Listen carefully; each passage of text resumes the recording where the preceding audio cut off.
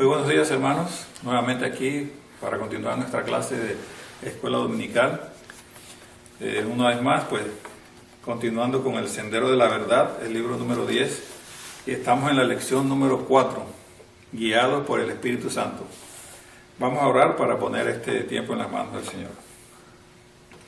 Padre Santo, alabamos tu nombre, Señor. Te damos las gracias por este día, te damos las gracias por este tiempo en que podemos estudiar tu palabra, Señor. Gracias por permitirnos, Señor, este tiempo. En el nombre de Cristo Jesús. Amén. Amén. La lección número 4, recordemos el versículo para memorizar, que sería Gálatas 5:16. Digo pues, andad en el Espíritu y no satisfagáis los deseos de la carne. Vimos cuál era el fruto de la carne y estamos viendo el fruto del Espíritu. Dentro del fruto del Espíritu vimos lo que es el amor, el gozo, la paz, la paciencia, la benignidad, la bondad, y nos faltan 3, que serían la fe, la mansedumbre y la templanza. Y vamos a comenzar a continuar con los últimos 3, que sería la fe. Empezando por la fe. Dice el libro así: esta palabra, pistis en griego, o sea, fe en griego es pistis, es corriente en el griego secular con el sentido de ser digno de confianza. Es la característica de la persona que es de fiar. Ese texto lo sacó la persona que escribió esta lección del comentario de Barclay. Pero para tratar la fe, a mí personalmente, para definirla de una forma clara y concisa, me gusta más Hebreos 11:1, la definición que da la misma palabra del Señor.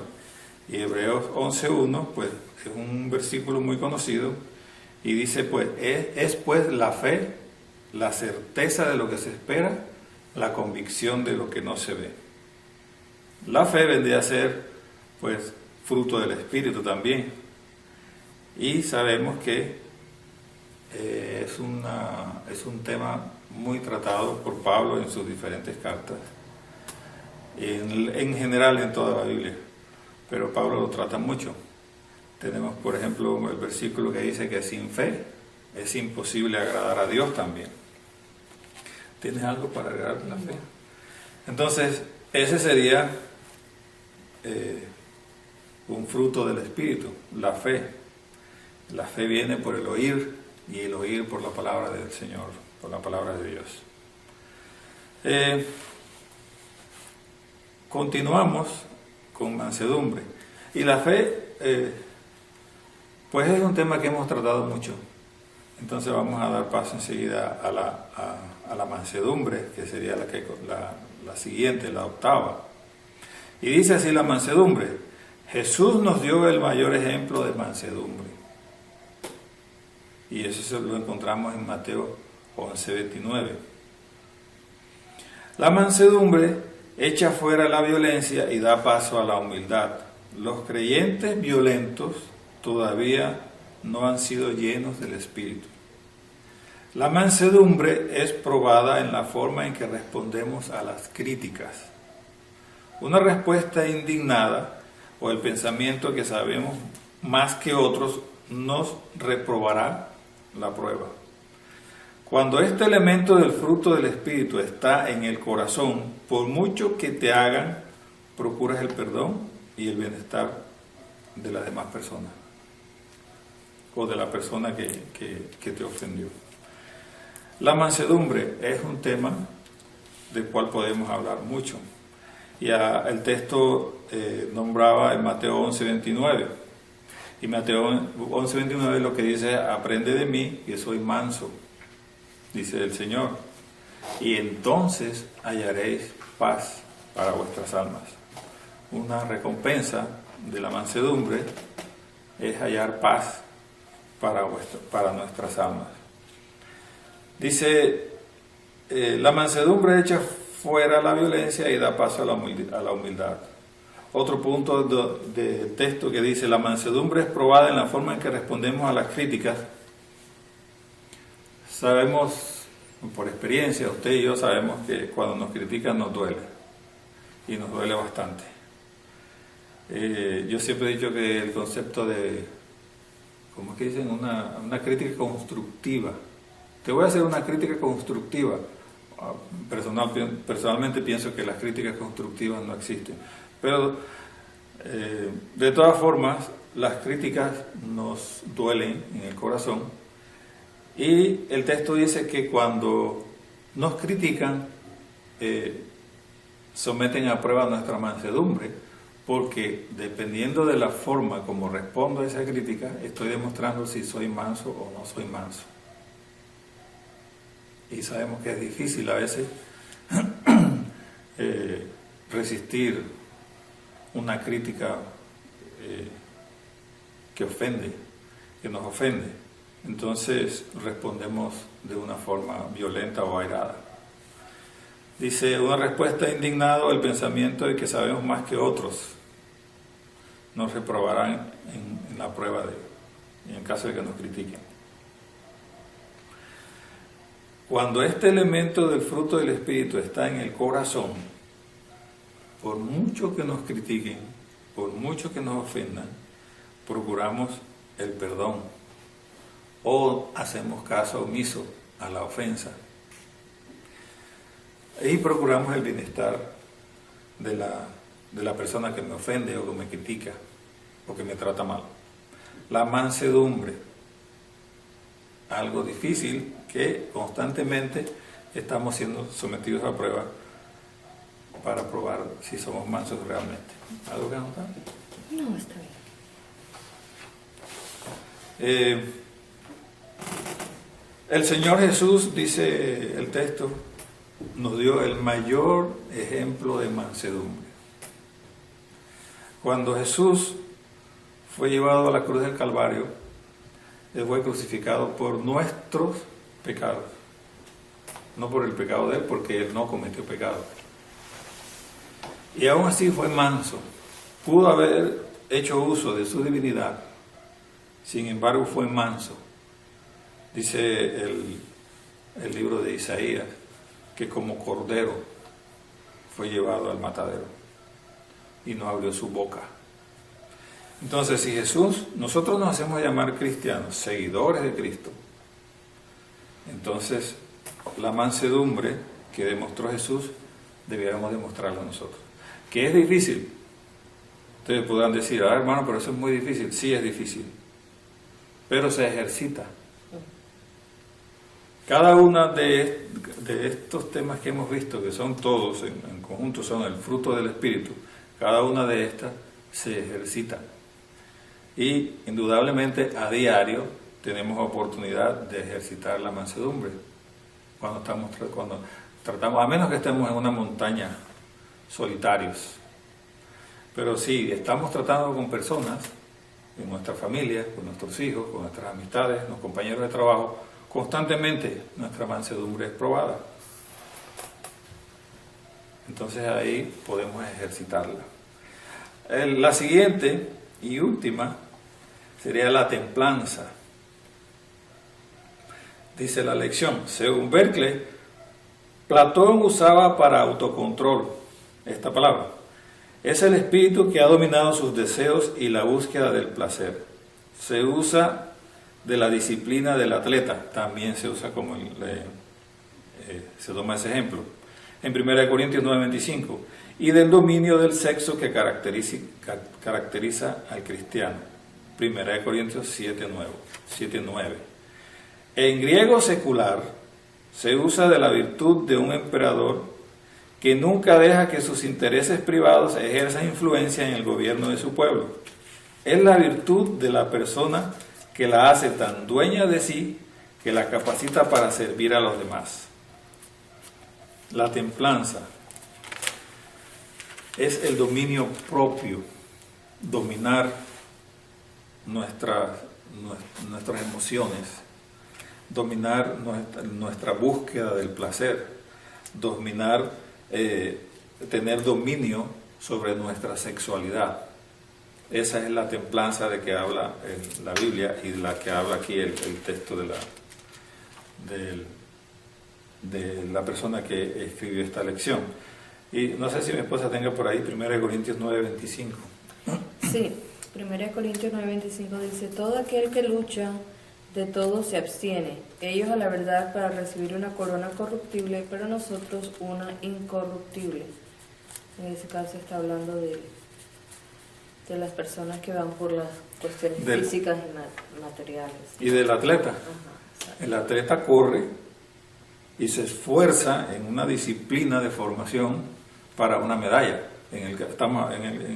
Ahí hablan de una corona, porque en aquel tiempo se le colocaba una corona al atleta. Hoy en día lo que se hace como los Juegos Olímpicos o diferentes pruebas de atletas corren por una medalla. Por el primer lugar es la medalla de oro.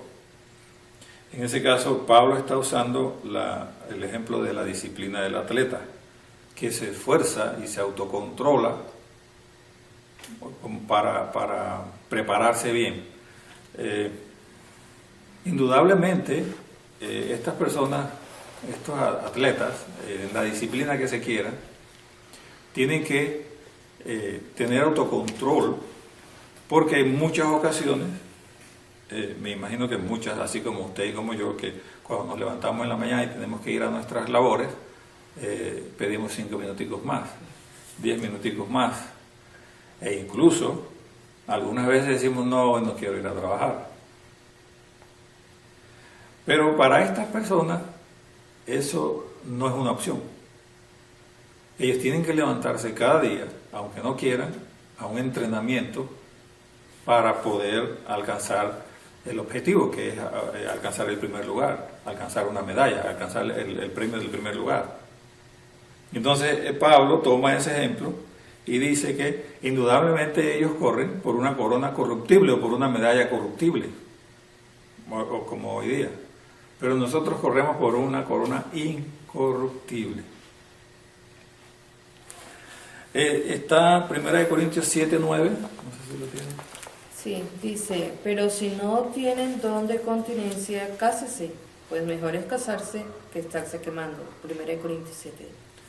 En ese caso, Pablo está hablando del autocontrol en la sexualidad, y es un tema el cual hoy día afecta mucho a todo el mundo, porque sabemos que la pornografía y tener aventuras está al alcance, una cita está al alcance de un clic, ver pornografía está al alcance de un clic. Entonces, si se tiene autocontrol, no me va a vencer el hecho de que nadie me está viendo, nada más un clic, nada más voy a mirar un rato, o nada más voy a hacer, o nada más voy a salir con aquí, por poner un ejemplo también, las personas que trabajan en empresas donde les toca viajar solos.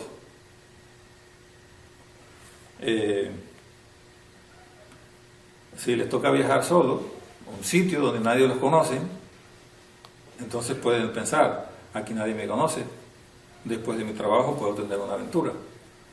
Entonces el autocontrol sobre esa área te permite dominar esos impulsos. Hace poco escuché una experiencia de Billy Graham dando una enseñanza a otro pastor acerca de esta área, y dice, él contaba que en alguna ocasión estuvo, creo que fue en Francia, Billy Graham, y él tuvo que viajar solo, y estando en el hotel ya para descansar, abrió la ventana de su habitación y se dio cuenta que esa ventana de esa habitación daba hacia una calle en Francia donde era una zona rosa, una zona donde había muchas prostitutas. Y él sintió el fuego que lo empezó a quemar y pensando, nadie me conoce por aquí, yo puedo bajar y echar una mirada.